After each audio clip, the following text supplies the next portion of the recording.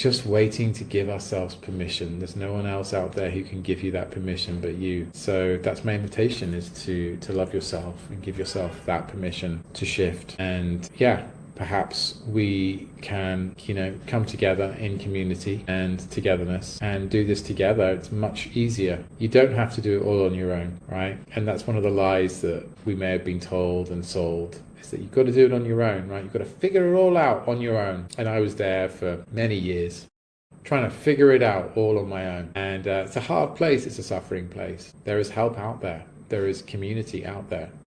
There is encouragement out there. There are others just like you out there. We're all in the same boat, actually. So that is the invitation, to love yourself genuinely and unconditionally, and give yourself the permission to be who you really are and shine your light, to put yourself first, to choose you, to be self-loving and self-caring and self-nurturing, because you can't lead, from an empty tank.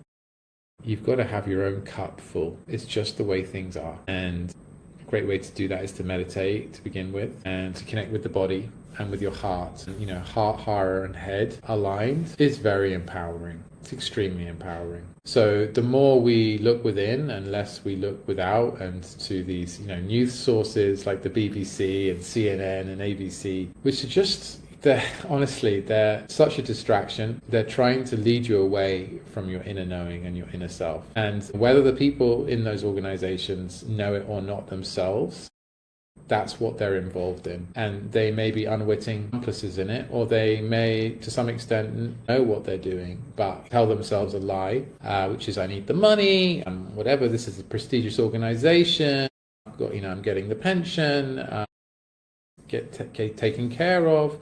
I'm doing what I can. It's not the best ever, I know, and we do, manipulate a little bit, and it's one of those things, like the road to hell is paved with good intentions. The society collective is turning away from these sources of news anyway. It's just happening, right? YouTube, for example, is growing exponentially, and so are other platforms like Rumble, etc., for alternative viewpoints, because we're hungry for them, right? We need to make sense of what's going on, and we're not getting that sense from the mainstream media. It's just not happening. And the more we wake up, the more obvious the lies are, and the manipulations are, and the distortions are. So the invitation again is to look within, and from this place of inner knowing and gnosis, to shine your light and to share your magic with the world.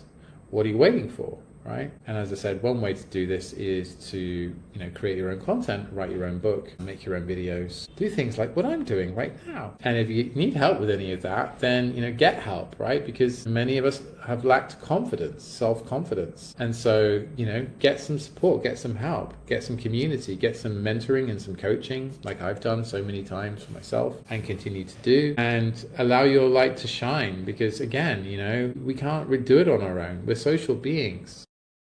We are social beings.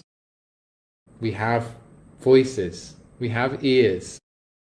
Yeah? We have them for a reason, to communicate and to interact. And in that interaction, we grow and we learn. And the more we can do that and live authentically with, word, thought, and deed in alignment, then the easier life gets, the more harmonic we become. And with the sun doing its thing, sharing its light with us, we're getting activated. Our DNA is getting activated.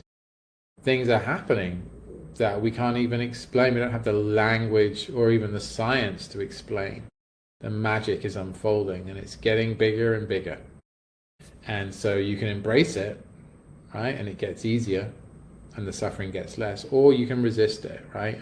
Default back to the conditioning, and that's a suffering place in my experience. But it's recognizing that you are suffering is part of the thing, because so many seem to be addicted to the suffering, because that's their neurochemistry is almost in that cycle feedback loop of this kind of dysregulation, because that's what feels like home, because that's what your home was like when you were a child, and what school was like. It's a dysregulating place, and so it feels like home.